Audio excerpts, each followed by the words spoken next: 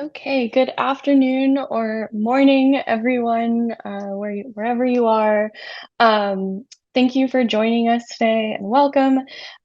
This is sort of the first step in a project with the end goal of helping out folks who are currently incarcerated or formerly incarcerated with their tax issues generally. And today we're starting with sort of some logistics working with the incarcerated population, and then we'll get into some stimulus related issues as well.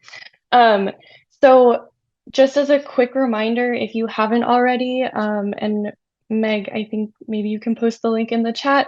If you haven't already, if you could register for LITC Connect, that is how we are connecting these cases, these clients who really need our help with pro bono volunteers. And I'll talk more about that at the end, but just a reminder that that is how we are getting those cases out to volunteers. So without further ado, let's get started. So we have a great panel today, a lot of folks with a lot of really important information to share. I'll try to keep this brief because we have a lot to cover. We are joined by two wonderful IRS folks, Cecilia Hernandez and Jeff Gerbor. I am your moderator. I am with the Center for Taxpayer Rights. And then we also have Rianka McQuan, Ocean Motley, Nancy Rosner, and Amy Spivey, who have all been working on these cases, working with this population, and have a lot of really, really valuable information to share.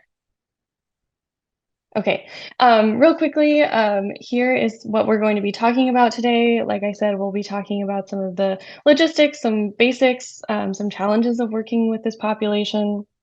We'll talk about the EIPs and RRCs and what they are and what they were. We'll talk about some refund issues, some problems that you may encounter, and then we'll also talk about identity theft and identity verification. We'll talk about some return filing issues, and then sort of to finish us off, I will talk about how you as a volunteer, as a pro bono attorney, can get involved in assisting with these cases. So with that, I'm going to turn it over to Amy, Nancy, and Ocean, who will talk about some of the basics of working with this population, some of the challenges, and some solutions. Yeah, Ocean, did you want to start in this section? Sure, I can do that. Thank you very much. I don't know how much work you all have done with people who are incarcerated, but just to get a sense of the population and what they're dealing with on a regular basis.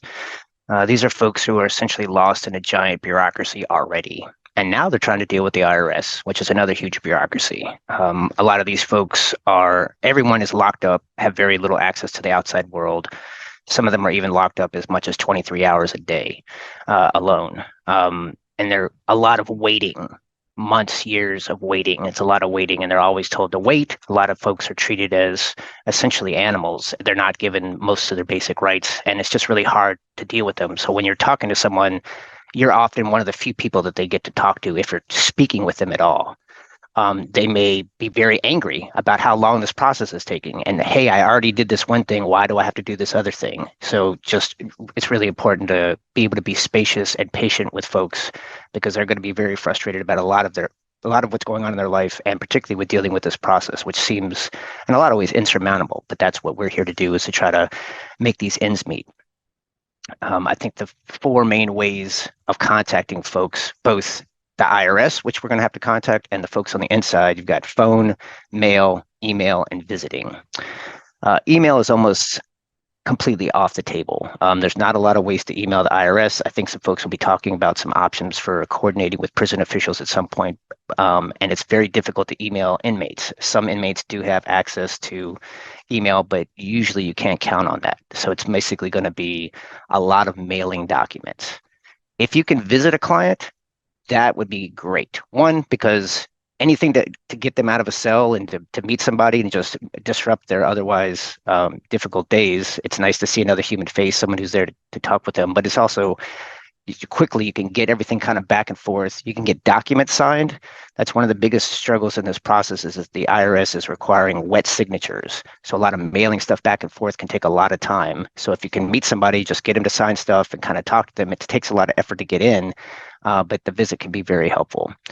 Otherwise, it's going to be mostly mailing. Phone is hard because you rarely are going to be able to call the prison and ask to speak with someone. They're usually going to be trying to call you.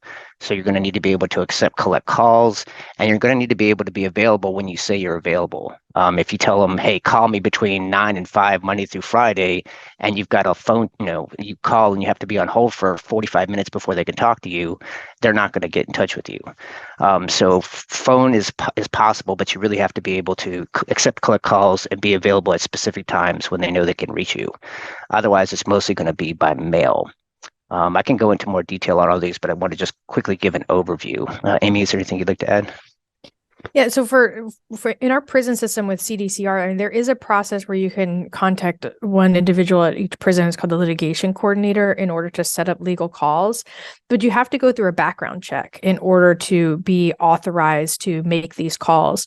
So if you are looking to call or you have students that are looking to call, be aware of that process, which could take several weeks. So like Ocean said, generally we do everything by mail. It's usually the most efficient. I mean, obviously going in person is most efficient, but we help clients, for example, all across California, which is very difficult to visit in person.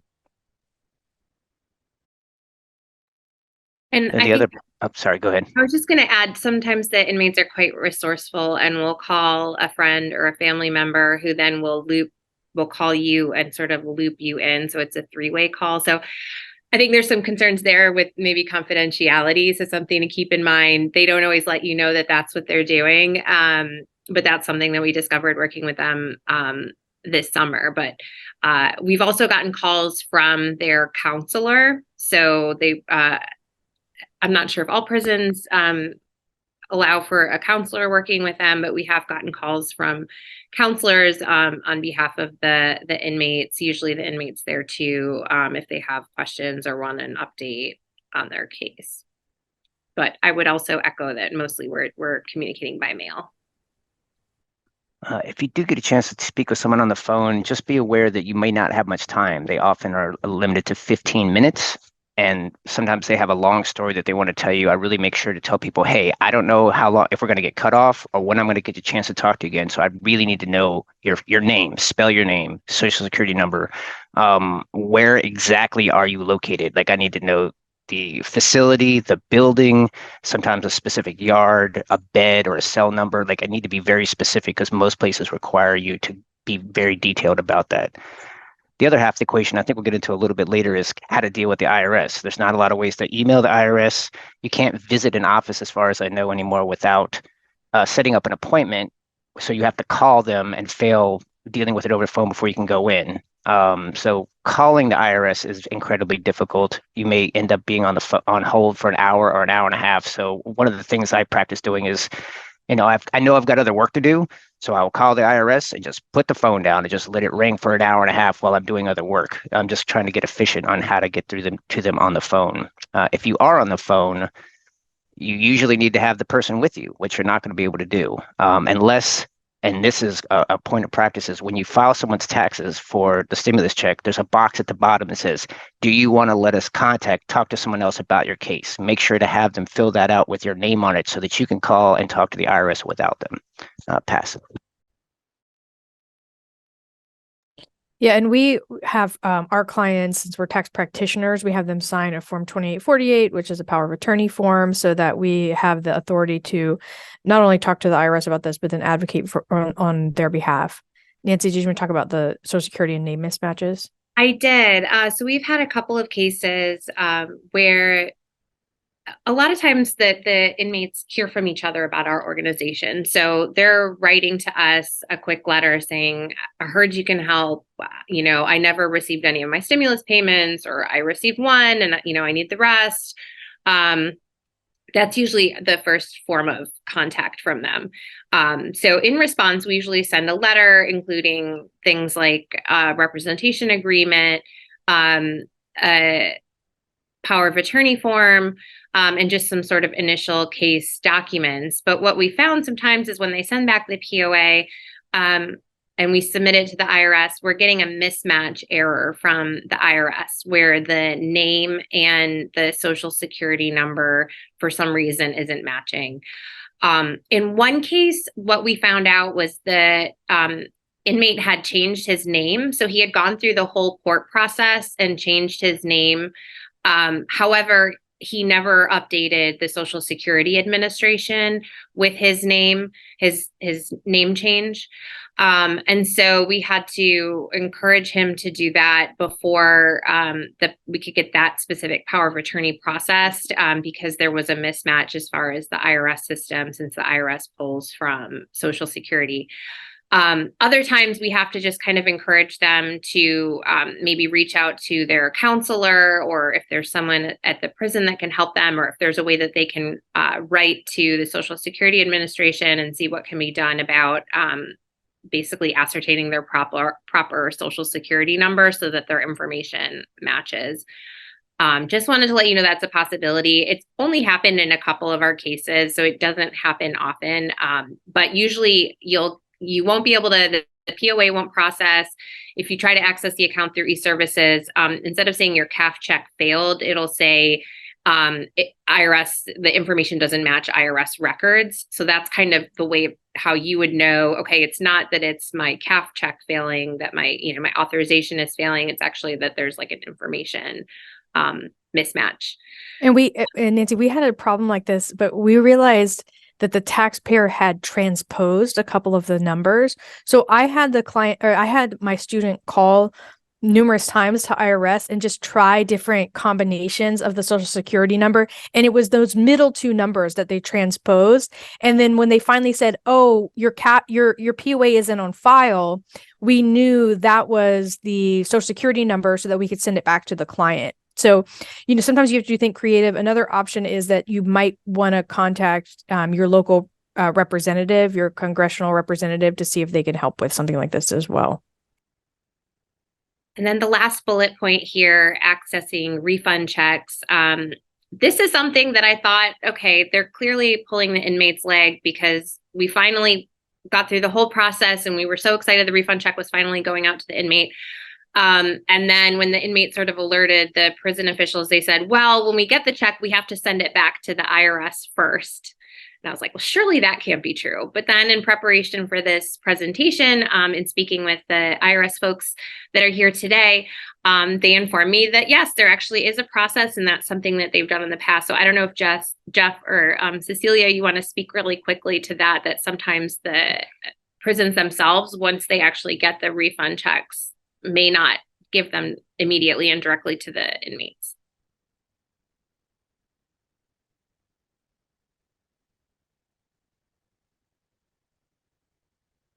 Jeff or Cecilia?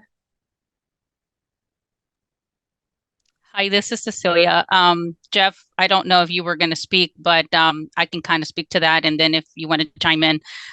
So basically, there is a process that we use, but we are not talking every single prisoner check. We would never be able to take that kind of volume. There is certain questions that come up from the prison institution or the institution that questions the check. There may be, for example, I'll give you one of the easier ones we've seen is, where's Jeff? I saw a note. I'm not looking at the video, I'm sorry, but if he is not here, he can always chime in later. But basically what happens is if they send a check to us, it could be as simple as, hey, we have a duplicate name situation where there may be another taxpayer, another inmate that has the similar name. So they're unsure of who to give it to. Things like that have occurred. There are other situations where they may but forward information to us that they need us to verify. They may have received already more than one check. So there's different scenarios. I can't list them all, but because it depends on the institution, it depends on the issue.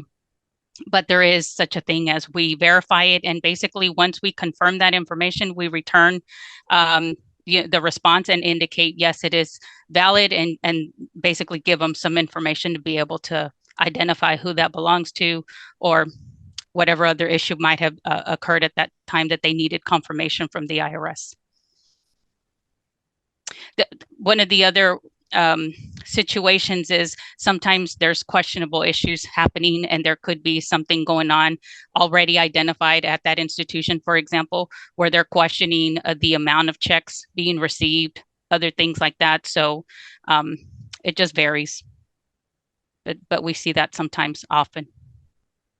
I mean, I was a little relieved actually to hear that that was actually a process and wasn't just something made up. But obviously that causes some delays. It does. Okay, so on the next slide is where we get into some best practices. So normally we start with sending a 2848 retainer agreement.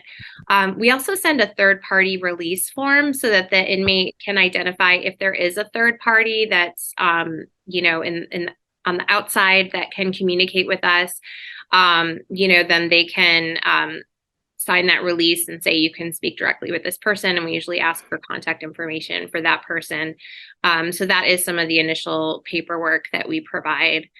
And then just some things to keep in mind: using inmate numbers on correspondence, and also on the tax return. So sometimes resolving the issue involves filing a tax return.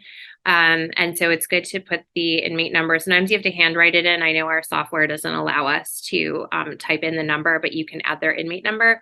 And if you're not sure what that number is, if they don't provide it, which it seems like a lot of times they provide it when they send us a letter requesting assistance, but you can usually look to your state's online search database for inmates, and you can get their inmate number that way. Now, I understand different states are going to be different, but that's something else that we use. In Virginia, we also have a centralized mailing location for legal mail. So it's possible that in your state that also exists. And so all of the legal mail goes to a different address than the physical location of the prison. And at first, our mail was going through fine. Then all of a sudden, our mail was getting rejected. And I guess people at the mail room were questioning whether we were legitimately a legal entity providing legal services. So we actually spoke with them on multiple occasions to assure them there are legal, there's attorneys on staff. We're an organization providing legal services.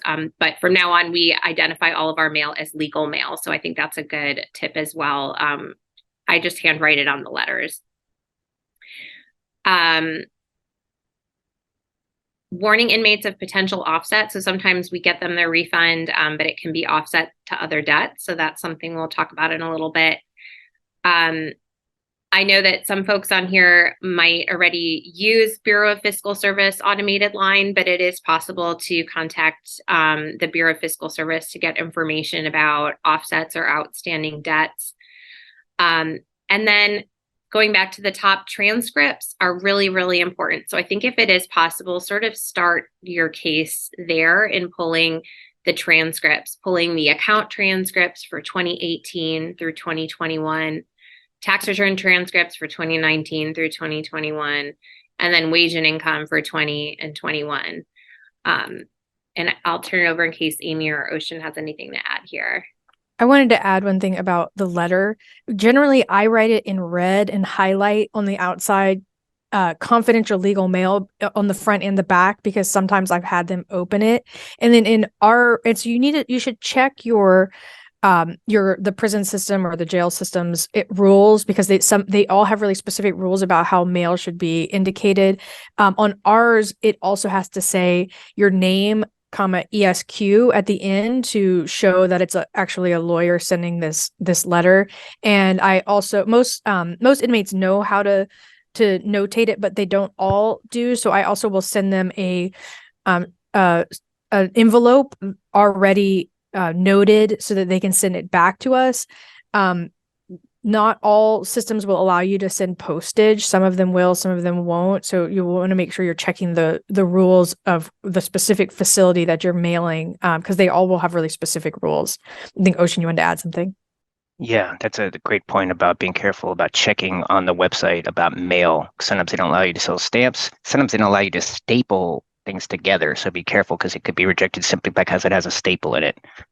I don't know if this is a client mobility topic, but this is what I thought of about it is people are often transferred to other locations, which causes a big problem. You started communicating with them and then they're moved and then you don't know where they go.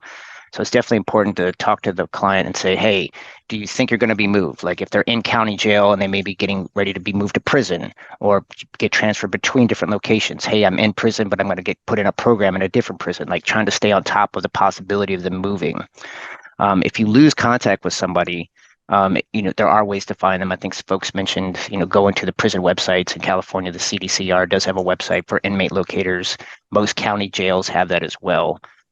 Do look when you're looking to send mail because it will often have a physical address, a mailing address, and then a legal mailing address. So make sure you know where you're sending it and be very careful about how you address it and where you send it to. Pass.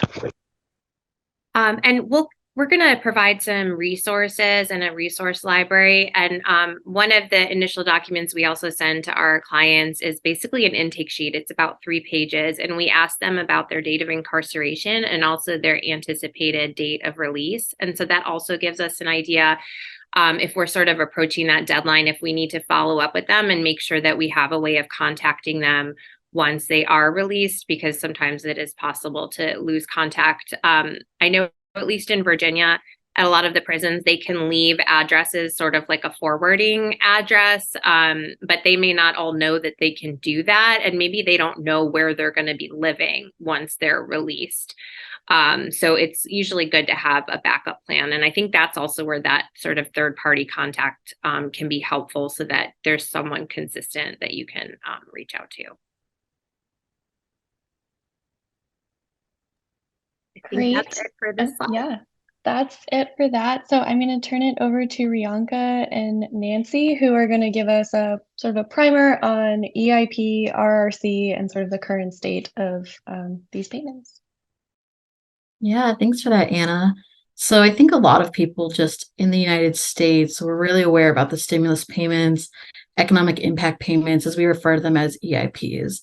So one of the things that was really great about it was that it didn't really limit it to not going to people that were incarcerated. Sometimes the inmates, it depends on when they've been incarcerated, that's the specific date. They may or may not know the different venues to actually get access to those funds. So, and the different years that it actually applies to as far as the tax returns go. So the first stimulus payment was $1,200 for individuals, and it was married filing jointly $2,400. And then you could do $500 for qualifying dependents. So this is kind of where the date of incarceration kind of matters, because when you look at somebody's incarceration date, you might be able to figure out if they were outside of the prison at the time that the economic impact payments were being given out. And so some of them might have already filed their tax returns before they were incarcerated. However, if you have somebody that was incarcerated before that, say like 2012, for instance, right, they might not have had a reason to necessarily have a tax return done. So that's when we'd look at, for the first ones, they were looking at the 2018 or 2019 federal income tax returns. So then the second ones that were given were $600 for individuals, $1,200 if they were married filing jointly, and then $600 for qualifying dependents. And that one's when you look at the tax returns or the transcripts for 2019 of the federal income tax return. So one of the concerns that's kind of coming up as we're dealing with these clients and the cases is that there might be a potential statute of limitations coming up, which is why the work right now is really important, because the deadlines are going to start kind of reaching. And then the third one, which was given, was $1,400 for individuals, $2,800 for married filed jointly, and then $1,400 for qualifying dependents. And as we started getting into the pandemic sort of time a little bit more, there was a 2019 or 2020 federal income tax returns that were given. So if we pull the account transcripts for the individuals, there'll be a line that says tax relief credit, and you'll see the specific, that's like the title of it, and then it'll list out if it was $600, $1,400, $1,200. So you kind of know, which year we could be looking at. So you can decide if you want to look at the 2019, 2020, or 2021 to see if they are actually given those payments. So you're not going to be looking for a $16 or $600 payment on the 2020 federal income tax, for instance. So So the interestingly enough, the $600 payments didn't go out until very early 2021, but they're actually to be reported on your 2020 tax return. And I would echo what Rianka said, that a lot of times the inmates may be confused about what payments belong to what year. And as we'll see on the next slide, you can't get it as an EIP now. You have to claim it as a recovery rebate credit. So I think it's really important in your communication to inmates that you're really, really specific and that you kind of go out of your way to explain and reiterate, this is the first stimulus payment. A lot of times I'll put in parentheses $1,200. And if I'm referencing the second one, I'm putting the number amount or I'm indicating what year it was issued, because it can get quite confusing for them. And then the reason that we mention what these stimulus payments were based upon, what tax return, it becomes really relevant when you start thinking about identity theft. So if the IRS is pulling information from a 2018 or 2019 return and the inmate is saying, I never received that payment, you may start thinking, hey, if they didn't file a return for 2020 in a timely fashion, then most likely IRS is basing it on 2018 or 2019 information that they received.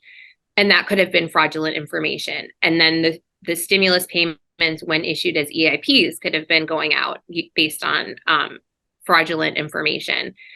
So it's really important to start taking into account dates, whether returns were filed or not filed, and you kind of get to be a little bit of an investigative journalist or what have you, kind of researching and looking at the dates and seeing, like, what is this actually based on? Was a return filed? What was the date? Do we think this return was used or not? Because I've been told, and maybe Cecilia, Jeff, correct me if I'm wrong, but I've been told by the representatives when the IRS pulls it up, it's not that they get sort of a message saying this was based on this tax return. They're kind of doing the same deduction that we are by looking at the dates and looking when the returns were filed to determine what return the payment was based on.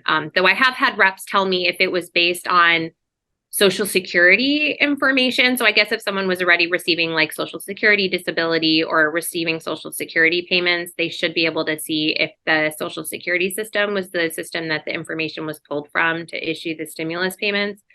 Otherwise, I think it's harder to know what return it was based on until you sit down and kind of look at the timeline. yeah, and some of them, I think it's really important to realize that we know so much more than we think we know and so much more than they know, especially some of the clients, I've had that have been incarcerated for 20 years where they're just lost. They hear somebody else that's like, oh, I got my payments. And the other thing too, depending on the client, some of them might have received 2 of them, but not 1. Some of them might have received 1. Some of them might have received 0. So that's why keeping track of the dates when the money was actually given. And some of this information you'll get if you don't see it on the transcript, like if there's an identity theft block or something on that, you can get that information. So I think it's just being really cognizant of how you're communicating the information that you know. You can go to the next slide, Anna. So they were originally called the economic impact payments, the EIPs, but they're no longer actually able to be claimed as that. And the same sort of dollar amount is claimed now as a recovery rebate credit, the RRC. So under this system, under the CARES Act, they're able to get the same money from the EIPs, but instead of just getting them, they have to actually be claimed on the tax returns. So sometimes this means that we have to go in and, I think like Ocean was saying, get wet signatures on them. So preparing the tax returns, some of them might be relatively easy if they were incarcerated that whole time and they might not necessarily have any income to really report. They're still able to collect the RRCs under that amount as a refundable credit. So when you're going back, you're going to put the first and the second one on the 2020 return, and then the third one on the 2021 return. So it's no longer given in that payment form, and it's something that you must be claimed. So if you go back and see maybe one of the people that were incarcerated did file a tax return, you can go back into their transcript and see, oh, it was filed, but they didn't actually end up claiming the RRC, depending on the timeline of when they had actually done their tax return. And that has happened too. I think it happens often enough that we've all experienced it, where the inmate has been proactive and gotten the return and filed it themselves, but failed to claim the RRC on the line where they're supposed to claim it. So they filed the return, but they never got the credit for that reason. I think that should be all for this section. Thanks. Okay, and so like we've mentioned, I can't overstate the importance of the IRS transcript, right? You'll be able to see whether the EIPs or the recovery rebates were issued. One thing that I saw is that in one of my clients, you often see like refund issued, refund canceled the same day, and then maybe a little later you'll see refund issued, refund canceled. So for some reason that we'll talk about, that they didn't receive the refunds, but the transcripts are a good place to start. And if you didn't see that it was issued on the transcripts, you should probably call the practitioner priority service to see whether there was a claim made or not, because they might have filed a tax return, but it's stuck in identity verification, or there's some other reason why it's not showing up yet on the transcript. One thing that just happened with one of our clients is the client filed a return. It shows a return was filed on the transcripts, but there was no claim, or there was no recovery rebate credit issued. And when, like Nancy said, when we finally got the information, the PPS told us that there wasn't the recovery rebate credit claimed on the return. And it actually was because the taxpayer had checked that box accidentally that said someone else could claim me as a dependent on the tax return. So even if a return is filed, there might be specific reasons why the recovery rebate credit wasn't issued. One reason why we're giving this now and why we're asking for folks to help is that for the first two stimulus checks, it must be claimed by the filing deadline in 2024. The statute of limitations on the refund is coming up, or if the taxpayer filed an extension, which most of these clients did not file an extension, so it's going to be April when we really want to file these. And then for the third, the statute is going to be 2021, so that's going to be by the filing deadline in 2025. And so sometimes the answer is easy. If they never claimed the recovery rebate credit, there wasn't the EIP issued, you just file the return, or you can file an amended return to correct the filing status or to correct the non-claiming of the recovery rebate credit. When you're doing this, I suggest also that you request the unmasked wage and income transcripts when you're filing the tax returns. That will help you determine whether there's other income that needs to be reported. Maybe a taxpayer got some interest income on an account that they have outside, or there was unemployment fraud, which I'll talk about a little bit about later. And then if they were issued but not received, we'll talk about how to possibly do a refund trace to determine what happened to those. It might be possible to just file that claim for refund, the tax return, if one wasn't filed and we aren't sure. It might be good to file like a protective claim for refund before this deadline in April 2024, while we're trying to determine what happened with this issue. Nancy? So I think that's worth reiterating. If an EIP was issued, but the taxpayer never received it, and so you're moving on to try to trace that money, even if it's traced, it's unlikely the IRS can legally issue the EIP again. A return needs to be filed. So even if IRS is saying the payment went out and you're doing a trace, if a return was never filed, it's really important to file a protective claim, which is basically just a tax return, to protect that claim, because once the statute of limitations runs, they're not going to be able to, have a legal claim to those funds after that point. Yeah, and it's really confusing, like when we're talking about the EIP versus the recovery rebate credit, and it's just confusing how they're treated a little differently. But like the bottom line is, if there wasn't a return filed for those years, like we should just file it by April of next year. I agree with that. Yeah. Okay, so then we wanted to do some issue spotting here. This is an example of a tax return transcript showing the stimulus kind of moving in, moving out, getting canceled, getting returned to the IRS. So as you can see here, and this is one where there was no return filed. So this is the beginning of the account transcript for 2020. So the refund is issued 6/1/2020, then it's canceled 6/1/2020, then it's returned to the IRS. I have seen situations where if the IRS goes to issue the refund, and if the taxpayer directed the IRS to deposit it into a bank account and the account's not open, or IRS is unable to do it for some reason, then it would come back as undeliverable. However, usually then the IRS issues a notice to the taxpayer saying,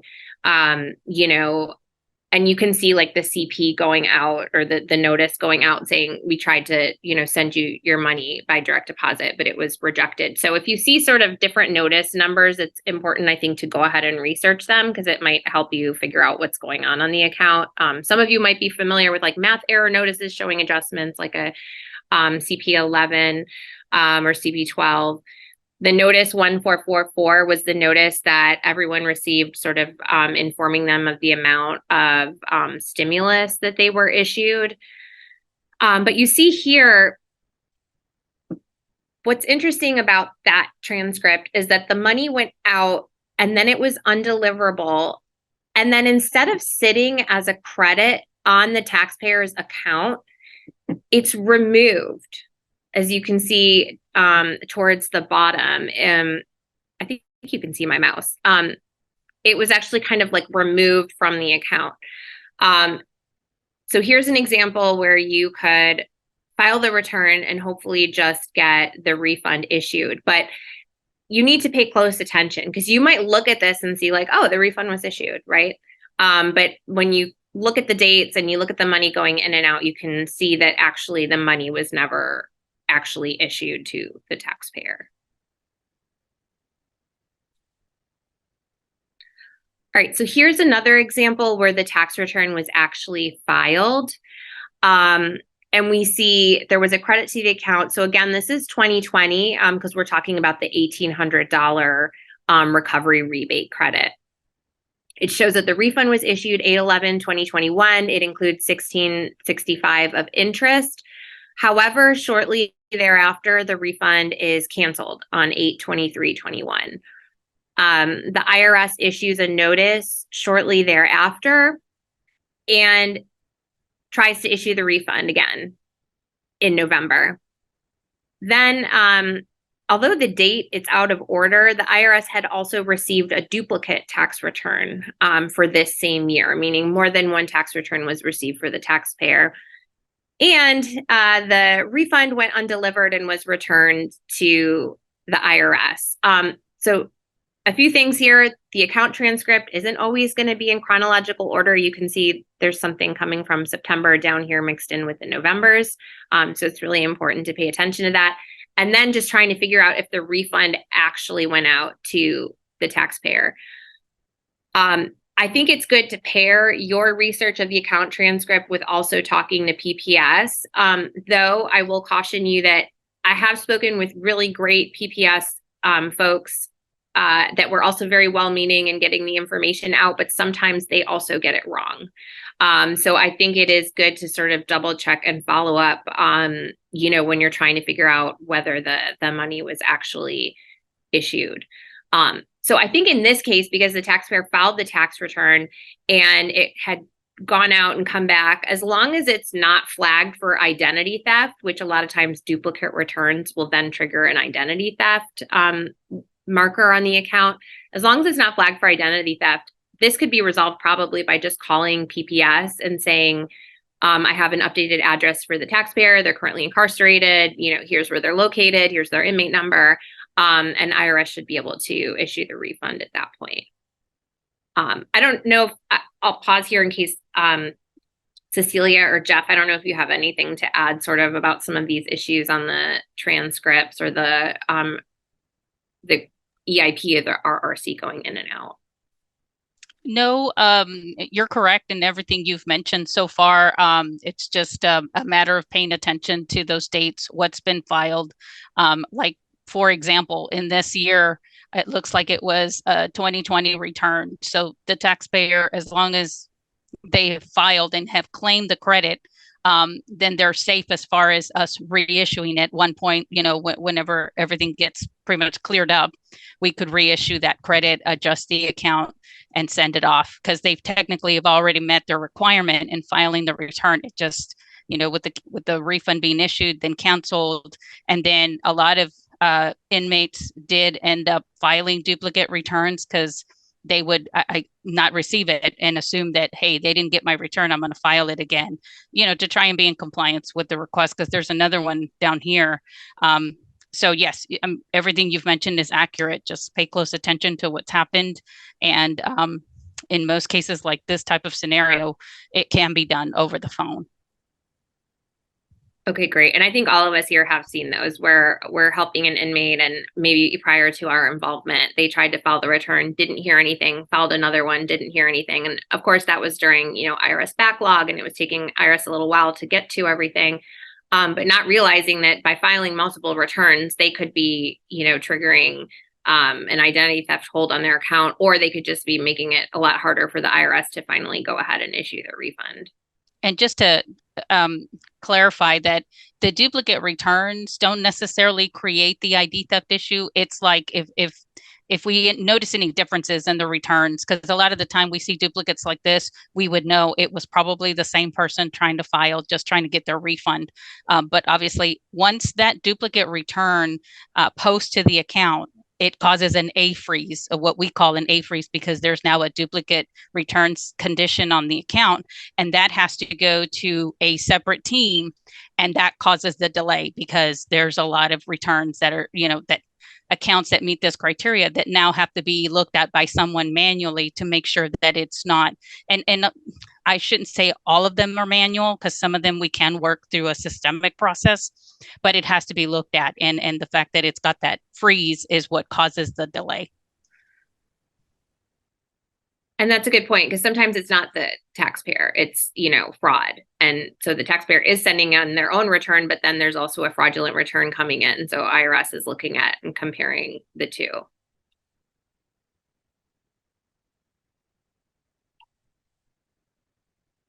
Okay, so requesting a refund trace. So for payments that were issued by the IRS, but the taxpayer is saying that they never received it, that's where the refund trace process is going to be helpful. Luckily, if the refund was issued less than a year ago, the IRS should be able to request the refund trace through just a phone call with the IRS. You wouldn't actually have to submit something requesting that.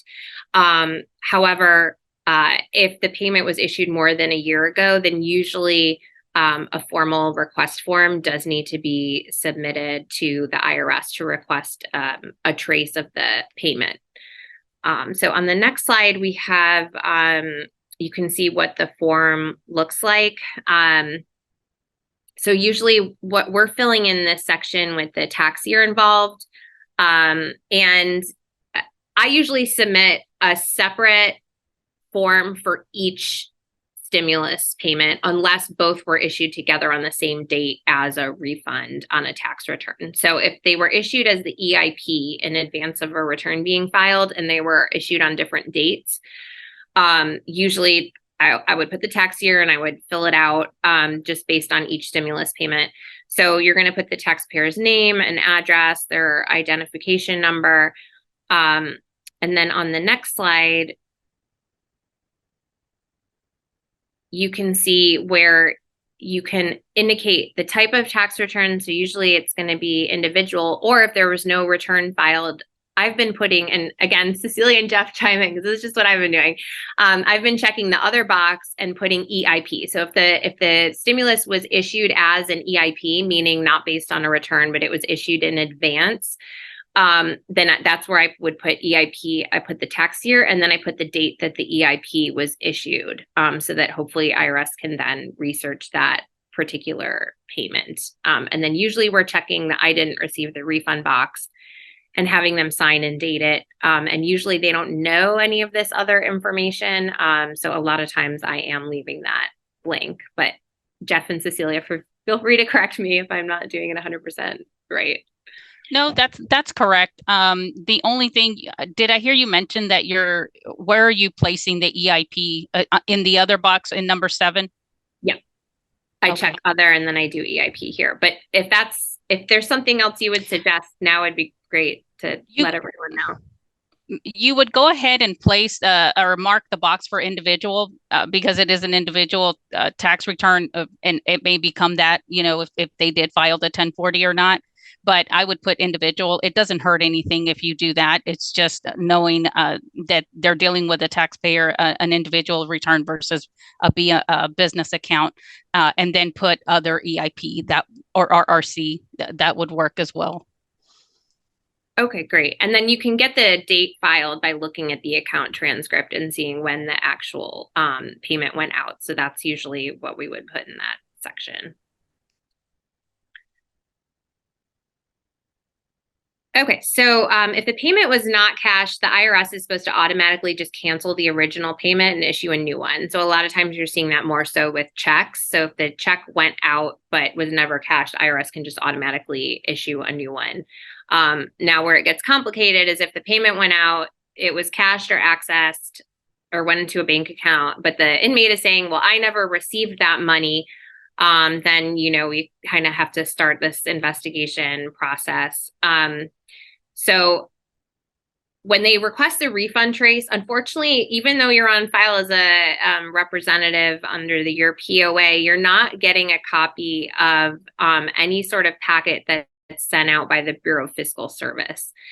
So you might get letters from the IRS saying, oh, we're looking into this and we're researching this, but the actual result of the refund trace is technically coming from the Bureau of Fiscal Service.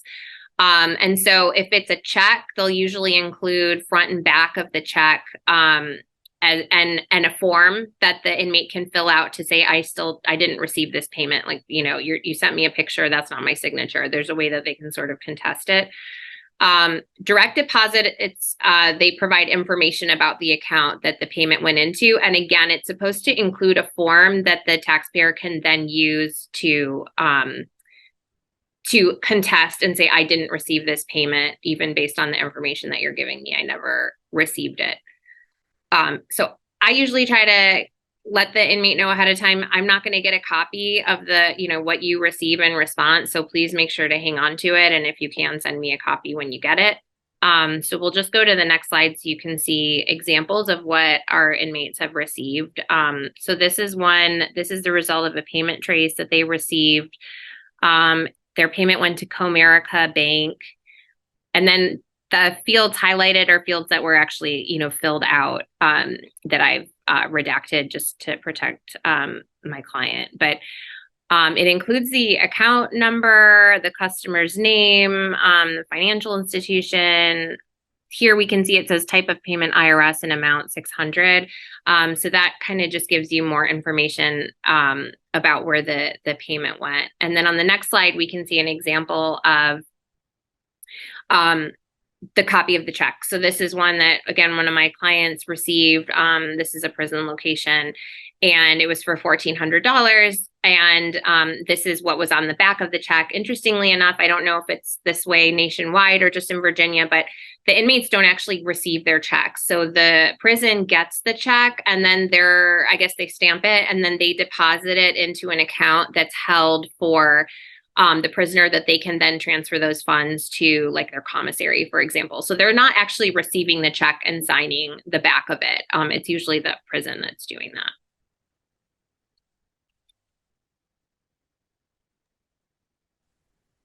Thank you. So now I think Amy, you're going to talk about refund offsets. Yeah, so the EIPs could be offset to non-IRS debt in certain circumstances. The most common one was outstanding child support debt. You can usually see this in the you can see this in the IRS transcript, which we'll have a picture of it in the next slide. Once the money's been offset, it's really unlikely that you're going to get it back. Most of these refunds were done through the Treasury Offset Program. One that we've been seeing is when it comes to the recovery rebate credit, state taxes are offsetting the refunds as well under the Treasury Offset Program. Although if the taxpayer files a 2020 tax return and requests the recovery rebate credit, it shouldn't be taken for past due federal taxes. But under the Treasury offset program, it might be offset for past due state taxes. So that's something that you might want to inform your clients about. And if you want more information about the offsets, you can contact the Bureau of Fiscal Service. So if we go to the next slide, you can see here where the refund was issued in May of the $1,200. And then under the code 898, the refund was applied to non-IRS debt. And so you want to see what happened to where that went. And sometimes you can call the PPS and see, but if it were, I've had them tell me that it was offset for child support, for example. But yeah, it might require a call to PPS. Well, Okay, I think we'll go to a the lot next. of times PPS kind of guesses if it's the first payment that it was offset to child support, since it was so limited what they could be offset to. But I don't know that they can actually see what type of debt it was offset to. And that's where calling Bureau of Fiscal Service can be helpful, especially if you get your inmates permission to call and enter their social security number information to get more info about offsets. But usually I'm warning them in almost every letter, if you owe other debts, including child support, your refund could be taken to that. So please contact, Bureau of Fiscal Service immediately. Okay, we'll hand it over to Rianka to start talking about the prepaid debit cards. Yeah, so if you end up doing the form 3911 to get the refund trace, sometimes you'll get back a letter from the IRS or the refund trace results saying that instead of giving a check to the adults in custody, they were actually given prepaid debit cards from the bank that the IRS uses for this, called Money Network. It also goes through a couple different names, such as Pathword at the moment. It used to be called MetaBank. There's a couple of other names it sometimes goes by, but it's usually the same entity. So in order to access the money on those cards, you have to have access to the social security number of the individual and the address that was on the return that initiated the EIP. So sometimes this means that it was a tax return done before they were incarcerated. Sometimes it's during it. Sometimes it might be the central trust. So finding, and it's not the entire address, it's usually just the zip code that they're looking for. So one of the problems that I've had with one of my cases was that there, we believe, was some sort of identity theft issue. So we didn't actually even know what the zip code was on the cards. But so if you are having trouble with that, Taz should be able to help you figure out what address and what zip code was used on the return. For the case I had, we kind of lucked out in that we were able to get a copy of a check that was sent to the client that he received. And we ended up just trying to use that zip code to, I'll talk about the activation system, and that ended up actually getting us access to the account through Money Network. But we had a lot of months, honestly, where we couldn't figure out how to even get access to talking about the cards with Money Network. In general, the prepaid debit cards are a really small amount of the cases that we end up getting. I think our clinic right now has about maybe 5 out of the over 100 cases that we've done with the economic impact payments. So it's a really small issue, but they do get really tricky, in part because we are dealing with a bank, and so their security system sometimes has overly blocked us out. But so the reason why it's been especially hard to get some of this money is because if they were given, we don't always know where they end up. And ultimately, the adults in custody are not actually able to use the prepaid debit cards. So in theory, what should happen is if they're sent to a facility, if the address was correct with the inmate, they should have just returned the cards. And so the IRS should then have figured out that the money was sent back and to reissue them a check for that money.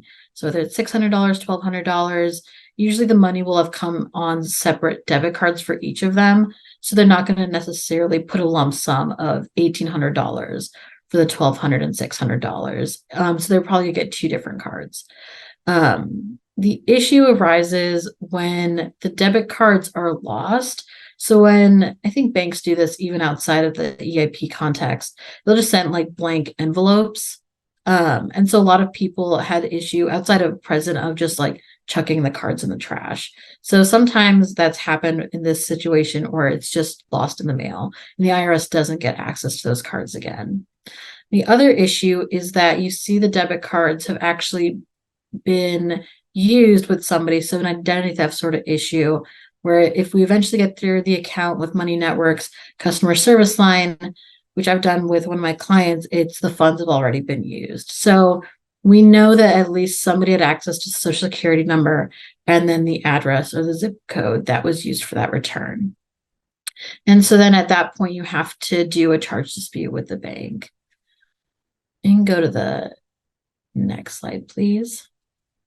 So this is where some of those power of attorney issues and things come arise too. So when you call in, there's a phone number. So I had to contact the customer service line over email first, and then they'd given me this phone number. So when you call in, there's a automated system where, you know, they're putting in like your social security card, zip code, if you have the actual numbers on the cards, and if not, a option to choose that it was like lost, discarded, something like that. Once you get through the system, and assuming you have a power of attorney through the IRS, like a 2848, you should be able to do that without having the client on the line with you. Once you get to having the live representative to ask them questions about the account, that's where you have to have the clients on the line with you. It's because at that point, they'll ask, not only do you have a power of attorney with the IRS, which at this point you probably would, but do you have a power of attorney through their banking system?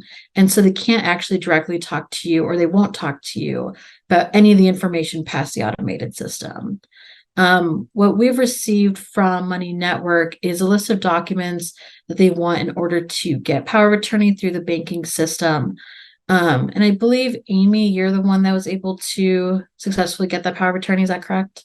Yeah, so I had a student last year that had previously participated in like our sorry, my light's going off, in one of our other clinics where they drafted statutory powers of attorney for elderly clients. So she actually drafted a statutory power of attorney that we then had notarized. So we'd send it to the client, ask them to notarize the power of attorney, and we've sent that to Money Network, and it seems like they are accepting it. They do not have, like some banks have their own standard POA that they want you to fill out, but when in us speaking to Money Network, Pathward, whatever it's called now, they don't have one. So you just have to basically create one under the rules of your state for what's a valid power of attorney.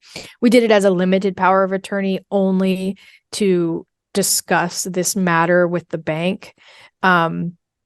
And there were a couple of email addresses there was an email address we were provided to send this and the other documents they requested. As we talked about, it might be difficult to get through the phone system because the address isn't matching up directly. But I've heard from one practitioner that if you repeatedly press 5, it will eventually lead you to a person where then you can get a fax number, you can get an email address to which to mail this or to send this executed power of attorney. I mean, for our client, he was indigent, so there was no charge for the notary. Although he initially thought it was a $20 charge and asked us for the funds, but then shortly after working with the facility, he realized that he wasn't required to pay because he's indigent. Yeah, that's a good flag. I think in general for some of the information of it being very facility specific. So way earlier, I think Ocean might have mentioned like 15-minute calls with the inmates.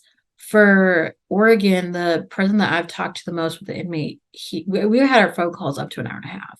So because we haven't been able to get the power of attorney through the bank just yet, we've had to have a conference call with the adult in custody, and then we've had to call Money Network.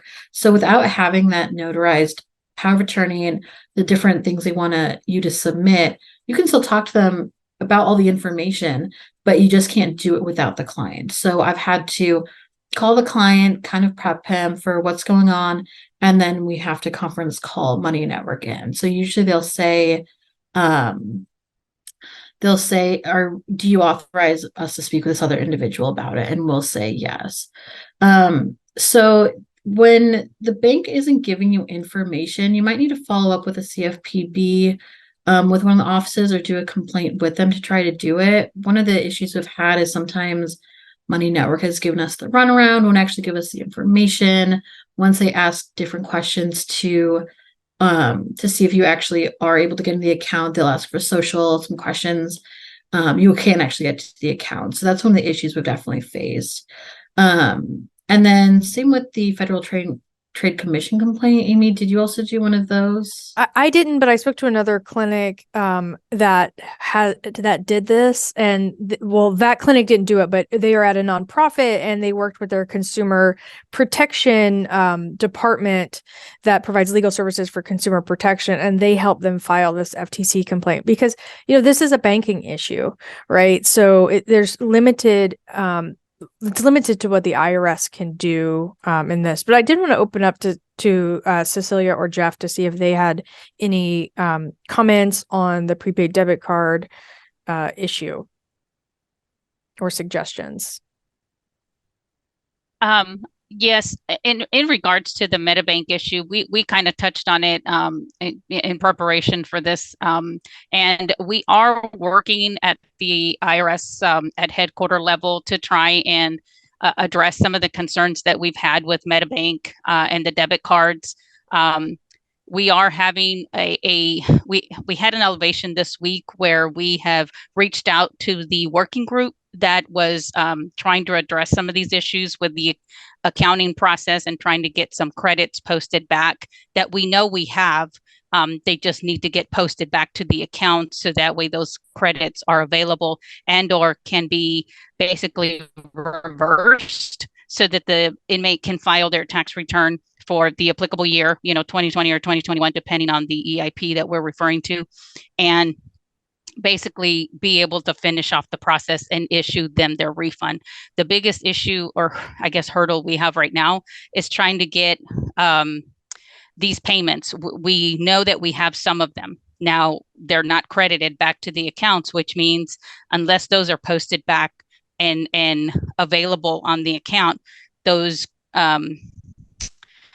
funds cannot be re-released basically until we have to figure out, and I'm talking about IRS, BFS, and the accounting situation that is at hand. So we are working on that, and we have elevated it on our end, like I said last week, that we would, because we know that obviously the sooner we can get these payments posted and either, like I said, reversed or re-released, then obviously we'll all be in good and better shape so that the inmates can receive the funds they're entitled to.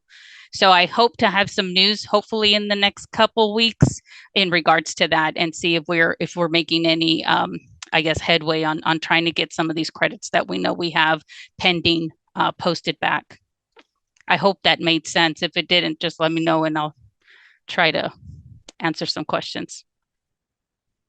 Yeah, thanks so much, Cecilia. The last thing I want to just mention real fast is because they have been difficult cases, in case there is a refund suit that has to be filed, this case over here, so in the US, if you want to take a look at, it was a pro se adult in custody who was able to get past a motion to dismiss for a refund suit in district court. So I believe the case is still ongoing, but it is kind of some sort of indication of what possibly could be to come in case we have to go this route, because it has been pretty difficult. But I think we've had a pretty good amount of conversations with Money Networks of figuring out kind of the little things to try to figure out how to get successful information from them.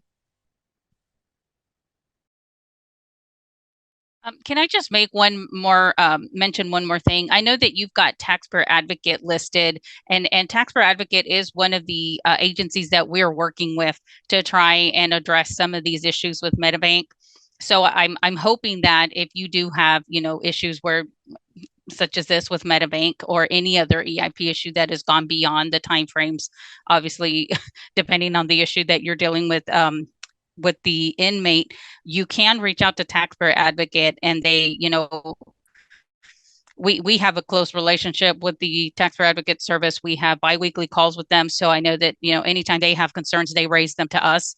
And of course, if it's within our scope, we, try and address it as soon as we can. But given this whole MetaBank issue, and we know that there's some credits that are still outstanding, then we can always work with Taxpayer Advocate if they receive a listing, or, if you reach out to them. They're very helpful, obviously, with your cases. I don't know how many of you have dealt with them, but they can help move it along. Okay, great. So we're going to touch upon now some of the identity related issues. So on slide 22, we will talk about identity theft.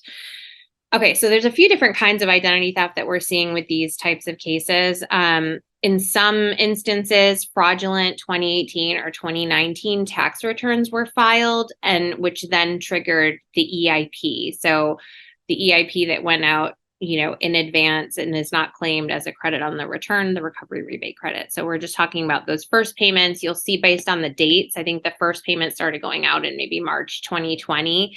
And so we also see that it's probably fraudulent use of the online portal as well. So, where folks were essentially filing like a $1 return to enter their information to trigger the issuance of the EIP. So if you have an inmate that has been incarcerated for a while, I asked them if they did it, but then I also asked them if they authorized anyone to do it, just to sort of get a sense of, is it possible that maybe their girlfriend at the time, they kind of gave permission, or a family member, they gave permission. So I think it is good to sort of ask those pointed questions. But a lot of times it might just be fraud, which I think this particular population is more susceptible to fraud when it comes to taxes and their social security number getting out there. Then, in addition to the fraudulent returns triggering the EIP, we also see fraudulent returns claiming the recovery rebate credit. So that's sort of a different type, but really with the same end result, is the payments going to someone that is not the taxpayer. And then the last bullet, which is essentially fraud, and I don't know if it really falls under identity theft, but we also see folks where they do the refund trace and they get the copy of the check back, and they see that that is not their signature on the back of the check. And so someone has gone ahead, received their check, and it's been forged. And I've had that happen to a couple of my clients, and it's usually people that were incarcerated right around the time that the payments were going out. So, it's possible that their mail was left there, if it was an apartment or what, or the person that moved in after them, I don't know, got the check in the mail, forged their signature on it, and somehow were able to cash the check. But I think an argument can definitely be made there, where, especially if they were in prison at the time and it was a prison where they couldn't sign the check because the prison's getting the check and they're stamping it and depositing it. I think, you could argue that that's not their signature. I have also heard that the IRS is using handwriting experts too, to also determine if the signature is valid or not. So that could come up. And actually, I don't know if it would be the IRS or if it would be Bureau of Fiscal Service, but I know that can come up as well. So what do you do in this situation if you determine a fraudulent return has been filed? It's important to file an identity theft claim. If your client never filed their own original return for the year in question, I would also encourage you to help them file a return. So they should file the return and then attach the identity theft affidavit. If they did file their return as well, but the EIP was already issued due to fraud, then you probably won't need to file another return, but just go ahead and file the identity theft affidavit on its own. A word of warning, though, these cases are taking quite a long time to resolve. I'm sure IRS is totally inundated with a lot of the identity theft that especially was going on during the pandemic. And so hopefully we'll see those numbers change. But right now it is taking a long time for those to get resolved. And then the last point, it is improving. Oh, good. Okay. It is improving. So It's hopefully, ridiculous. yeah, hopefully we'll continue to see some improvement in terms of the time that it's taking. I think it is really hard, especially for our inmates that are getting out soon and they're really hoping to get the funds to help them in their next chapter. I try to just really manage their expectations and say, look, like, I'm really sorry, but this is going to take a while and you're probably not going to get the money anytime soon. And then the last point here, you may have heard, but there was a lot of unemployment fraud going on as a result of the pandemic because there were so many unemployment claims with people losing their jobs, but there was also a lot of fraud going on. So we have quite a few inmates where we found unemployment benefits on their wage and income transcripts for years during which they were incarcerated and had been incarcerated for a while. So it's seemingly no reason for them to be getting unemployment benefits. We make sure we ask them, did you receive these? Did you claim these? And if the answer is no, then we help them in submitting a letter to their local agency. And we might have a slide on this as well. So I'm sorry if I'm jumping ahead, but that's something you can assist them in doing. And also letting the IRS know that those aren't their funds. Because then if you're filing a return and you're not claiming the unemployment compensation on the return, IRS might say, okay, you're leaving income off your return. But really the truth of it is that the inmate never received that income, never claimed that income, and it's the result of fraud. So this is the form, identity theft affidavit. They can indicate I'm submitting this form for myself. If I can, I often do like to have them be the ones to sign the form. Then in section B, they can indicate whether they suspect their information was used for employment purposes or was fraudulently used as a dependent. So usually we are checking box 1. Sometimes it's that bottom box. But then moving on to the next slide. Well, I guess we don't have the second half of the form because it's pretty basic. That there's a section where they can then explain what is the issue. Usually I would recommend putting please see attached and do an attachment where you can type out the reasoning. Not to knock on the IRS, but that particular PDF form is really difficult to fill out. Like the lines don't match up or where the words are going. And so I always worry that when the IRS gets the form, they won't actually be able to read it. So usually I'm including an attachment with an explanation about the inmate when they were incarcerated, indicating that they never got the EIP, especially sometimes they already know who they think might have fraudulently claimed it. So I will include that information if they want to include it, if there's someone that they suspect. If they can include dates or addresses, I think probably more detailed information is going to be helpful to the IRS. And then real quickly, identity verification. So that happens when the IRS receives the tax return and for whatever reason, they're questioning whether the return is the true return of the taxpayer. And they ask the taxpayer to verify their identity before the IRS will process the tax return. What's interesting, though, as we mentioned before, is if you're looking at the account transcript and it looks like no return has been filed, it's actually possible that a return was filed, but that it was caught up in the identity verification filter. Because you won't see that on the transcript. It won't say that it was caught up there. It won't say that a return was filed because it doesn't actually get processed until the taxpayer verifies their identity. So how do you know? That's why I think it's always good to look at the transcripts if you can, but then also talk to PPS and see if what you're thinking matches up with what they're seeing, because they can tell you if it was flagged for identity verification. But we see some significant challenges with this population and verifying their identity. They oftentimes don't have internet access or phone access to contact the IRS to verify their identity because the letter saying you need to verify your identity usually includes an internet address that they can go to and answer questions. Well, inmates usually aren't going to be able to do that. Also, the IRS asks for things like copies of the tax return, copies of the documents used to file the return. A lot of times our clients don't have that and they don't have photo IDs that they can submit to the IRS to verify their identity. So it can be difficult. What I've been doing, which is I've talked to a couple of different IRS representatives that made this suggestion. I haven't actually gotten the results back yet, but I'm hopeful that this works. The possible solution here is to ask your inmate to get their offender information form from the prison, including their photo. So in a sense, it's maybe akin to a photo ID. It has their photo, it has their inmate number, it has where they're incarcerated. And I will send that to the IRS along with their identity verification letter.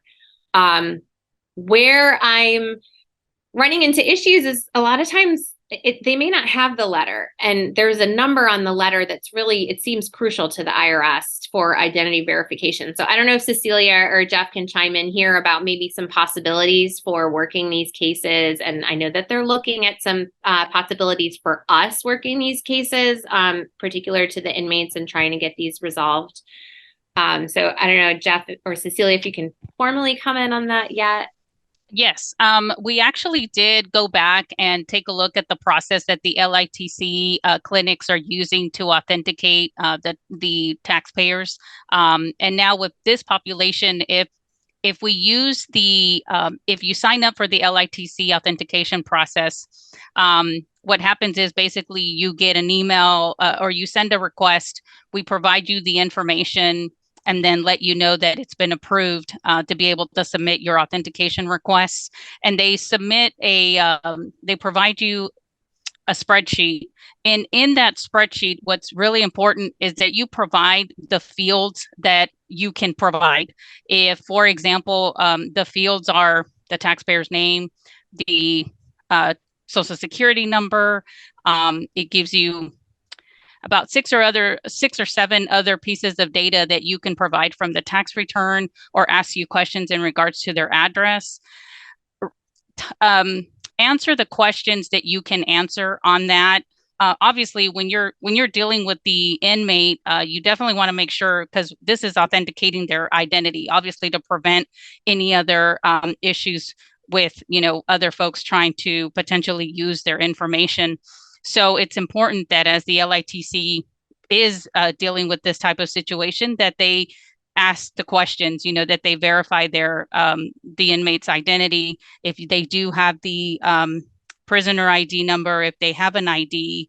I know some of you may deal with them in person, others maybe over the phone, but getting this information is important so that way we can then take that information, and once you complete that spreadsheet with what you can provide, everything else that you cannot provide, you would leave blank. You would go ahead and submit that. And basically, if it's accepted as authenticated, then basically we run it through every week and get those returns posted. But it's very important that you don't add any, unless you're directly answering the question, don't try to put any additional information in there, because then it will mess up the processing, because we have very specific programming in place for that.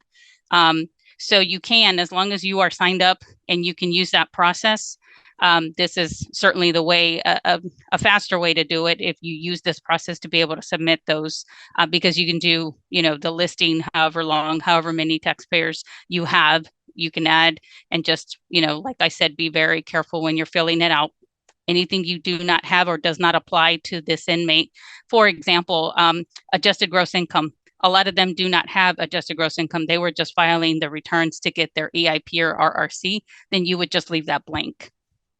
The refund amount may be $1,400, maybe the other $1,200, the $600. So just be very specific. If it asks you the question, answer that question. I hope that was helpful.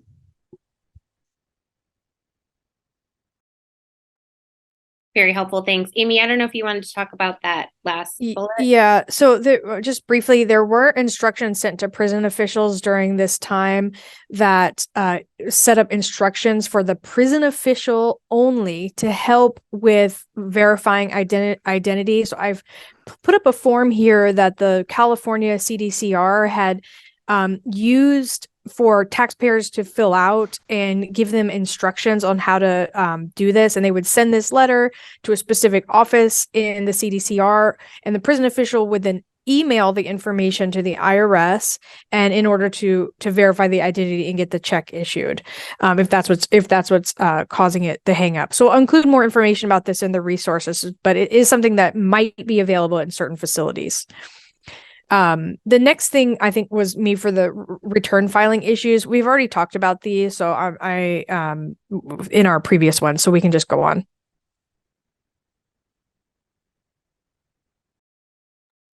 Thank you, Amy. So to sort of close us out, Ocean will talk about some issues that folks face after their release, so they come out and still have some tax-specific problems. So Ocean, take it away. Thank you. In some ways, things are going to get easier and some things are going to get harder once people are out of incarceration. The benefit of having people incarcerated is that's where they are, you know where they are, they don't have a lot going on. Once people get out, life happens. All of a sudden, they got to figure out where to live, how to eat, like dealing with family and friends, and they're feeling very overwhelmed, especially if they've been, incarcerated for many years. They may never had a cell phone before. They not have to use a regular technology, the technology that we use on a regular basis. So a lot of it is just, again, being patient with folks, being spacious for what's going on in their life, and really tracking where they're living, making sure people, sometimes I have clients who they get a new phone number every week, just like, hey, when you get a new phone number, please send it to me, just text it to me, whatever you need to do. Staying in contact is going to be one of the hardest things with folks, especially if they're not able to find housing. Addresses are changing, but it should be easier to stay in contact because most anyone can get a cell phone at this point. And just, helping people navigate that. You might even have to help somebody. How do I get a cell phone? How do I do some of these basic things so that I can stay in touch with folks? Third parties, working with third parties, family members, intimates of the person. Sometimes you've already been working with them while they're incarcerated and they've helped navigate that. There's definitely pluses and minuses to it. The benefit of having a third person is if you can't find your person, they might be able to, and it might be somebody who has a more stable address or point of contact. The downside is despite how well people know each other, things go south. A lot of times I've had folks, oh, this was my fiance or this is my sister or my brother, and I really trusted this person, so I gave them all my information so they could help me with this, and then they took all their money. So just be very, very careful if someone asks you to help with a third party, and be careful what you share with that third party, because it can definitely be helpful, but even people who you think you've known for many years can end up taking your benefits. I think those are most of the pointers, just, really being patient and spacious with folks. They got a lot going on when they get out, a lot of stuff that they're not used to dealing with. You don't have a lot of choices when you're incarcerated, and all of a sudden you're overwhelmed with having to make choices about everything in your life. And just contact people the way it's easiest for them. I hate texting, but many of my clients, texting is the best way to get in touch with them. So I have learned to do that because that's what they need. And I pass. Great. Thank you so much for that. So I'm just going to quickly talk about sort of, you've done this training, where do you go from here? So LITC Connect is a project of the Center for Taxpayer Rights. As I mentioned in the beginning, that is sort of the way that these cases, these clients are going to get paired with pro bono volunteers. I'm sure if you ask Amy or Rianka or Nancy, they have tons of these cases and could really use the help of pro bono volunteers. And there are so many more clinics out there and so many more folks out there who could use your help. So if you haven't already, please register for LITC Connect. We will be reaching out to you if you signed up for this training. I have put the link here, and I think Meg might be putting it in the chat for everyone. In addition to matching folks and providing representation, we also just launched a resource library. So videos like the recording of this training, as well as sort of materials like the slide deck, or even templates of letters to send to the IRS, letters to send to prison officials, letters to send to clients, that will all be located in there that you can access through your account. Another feature that we just launched is a question and answer bank. So as you start representing these people, if you have something that comes up and you think, oh gosh, I really don't know what to do about this, you can put a question in and we'll get someone with the right experience to answer it. And then, as always, this was in partnership with the ABA. So there's always the Pro Bono and Tax Clinics listserv, which is free to join even if you're not a member of the ABA. And perhaps Meg can put the instructions for joining that in the chat as well. Yeah, and can I just say that these cases, I know you're going to talk a little bit more about it, but the time commitment for these in general is pretty manageable. A lot of this is going to be, waiting for correspondence with the client and or from the IRS. Like we said, for many of these cases, they can be resolved just by a phone call to the IRS, just to get, for example, maybe the duplicate returns resolved. So they're really good cases. If you don't have even that much experience in the tax controversy, they can be good entry level cases for you, and for more experienced attorneys who maybe are low on time but still want to give back. They're really good cases for that as well. Thank you. And I think, we've talked a lot about the challenges that you might face today. But there are, plenty of success stories, and I think these are all from Nancy. She shared some letters from clients where she was able to successfully resolve their case. Nancy, I don't know if you want to mention something about these before we close out. Yeah, no, I just thought it was important to remind everyone why we're doing this, and a lot of the inmates that we've been helping have been really grateful, like for this one. I want to thank you again for all the hard work you all put into helping me and my fellow inmates. Though it may seem small to some, this amount of money can be life-changing to guys like me and our families. I doubt you guys are thanked near enough, so I wanted to make sure you knew just how grateful I am. That one in particular, but we've got a couple more here. So you can really make a significant difference for these folks. Some of them, it's giving them a second chance once they get out, or it's helping them to support their families. I had one that was hard to copy and paste, but he was planning to use the money to buy tools and equipment for his job. I guess he got certified as a plumber and, was intending to do that work once he was released. So it's really helping them, I think, in many ways, whether they are still going to be incarcerated for a while or if they're going to be getting out soon.